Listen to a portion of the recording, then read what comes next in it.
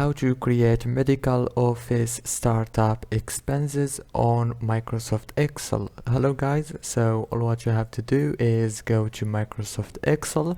Now this is the home page, as you can see right here. Go to the top and click on the business option.